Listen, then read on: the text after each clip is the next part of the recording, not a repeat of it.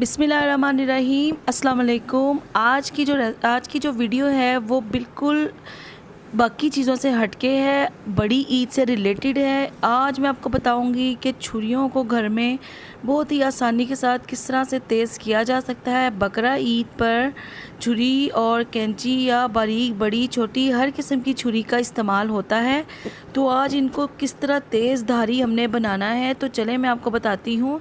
यहाँ देखिए जी, सबसे पहले मैंने एक छुरी ली है, उसको मैंने 2 से 3 मिनट मुसलसल आग के ऊपर गर्म करना है।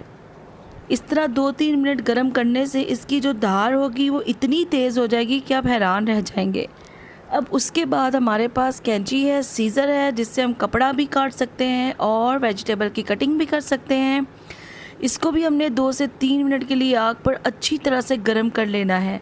अब ये मेरे पास है एक बारीक छुरी, जो बारीक बोटी काटने के काम आती है। ईद वाले दिन बहुत ही ज़्यादा ज़रूरत होती है।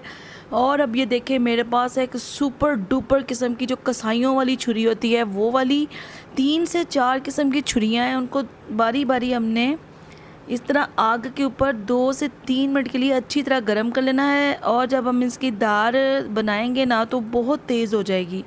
अब यहाँ देखिए, मेरे पास एक सिंपल सा कप, चाय का कप, उसको पीछे से हमने उल्टा कर देना है कप को, और हल्का सा हमने उसको टेढ़ा करना है। छुरी को तिरछा करके हमने इसको बहुत ही आराम से इसके ऊपर हल्का सा ज़ोर लगाकर ऐसे हमने इसको तेज़ करना है।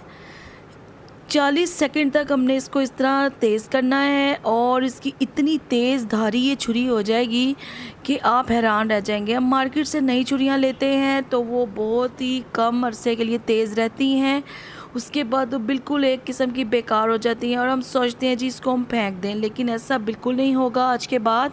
ये देखिए मेरे पास कितनी पुरानी सी छुरी है, जो आमतौर पे ये कसाइयों के पास भी होती है, और बहुत बड़े साइज़ के, इससे बड़ी वाले साइज़ के पीसेस जो है मीट के वो काटते हैं। ये हमारे पास बारीक वाली छुरी है। इन सबको मैंने सबसे पहले आग के ऊपर आपके सामने गरम किया अच्छी तरह से, और इनकी तेज़ सी एक एक धार बन गई है। अब हम कैंची को करेंगे तेज़।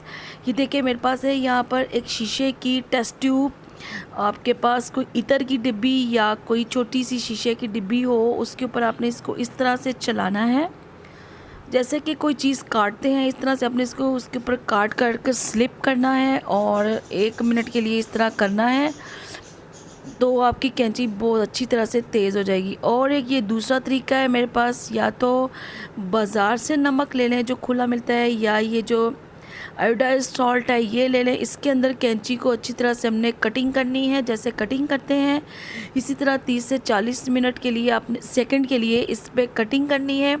तो इस तरह जो एक कैंची की धार होगी ना वो बहुत ही सुपर एक्टिव तेज़ हो जाएगी। यहाँ देखिए जी, प्याज काटा है कैसे 1 सेकंड में कट गया है इस तरह। तो अब ये देखिए, जितना बारीक चाहें आप प्याज, फौरी तौर पे ये देखिए बहुत तेज़ कट रहा है। इसकी धार बहुत ज़्यादा तेज़ हो चुकी है, इतनी तेज़ कि हमें बहुत ज़्यादा एहतियात से वेजिटेबल काटनी पड़ेंगी। अब ये देखिए इस तरह इसने नहीं कटना क्योंकि छुरी तेज़ है। ये देखिए कितनी स्पीड के साथ ये तेज़ हो चुकी है, लेकिन प्याज का बिल्कुल भी दिल नहीं कर रहा, वो स्लिप हो रहा है मेरे हाथ से बार बार। और इस छुरी की धार चेक करें कितनी तेज़। अब ये हम तीसरी वाली छुरी लेके आए हैं, ये बहुत बड़े साइज़ की छुरी है, तो इससे तो इस तरह काटना मुश्किल है। इससे ज़्यादातर मीट वगैरह काटा जा सकता है, लेकिन इसकी बारीकी चेक करें कि छुरी के अंदर से भी प्याज नज़र आ रहा है।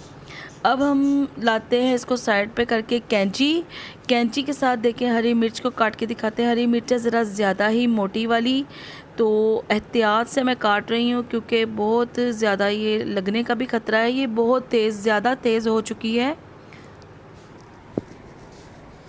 तो इस तरह से देखिए हमने 3 से 4 चीज़ें आपको, 3 से 4 छुरियाँ और 2 तरीके कैंची को तेज़ करने के लिए आपको बता दिए हैं। ये इतने ज़्यादा आज़मूदा और इतने ज़्यादा कारआमद तरीके हैं ना कि आप यकीन करें, आप एक बार इसे करके देखें। आपको बाज़ार से छुरियाँ तेज़ करवाने की ज़रूरत नहीं है, क्योंकि जब आप बाज़ार से भी छुरियाँ तेज़ करवाएंगे तो उसने कुछ दिन बाद फिर वैसी ही हो जाना है। इसी के साथ मुझे दें इजाज़त। अल्लाह हाफिज़।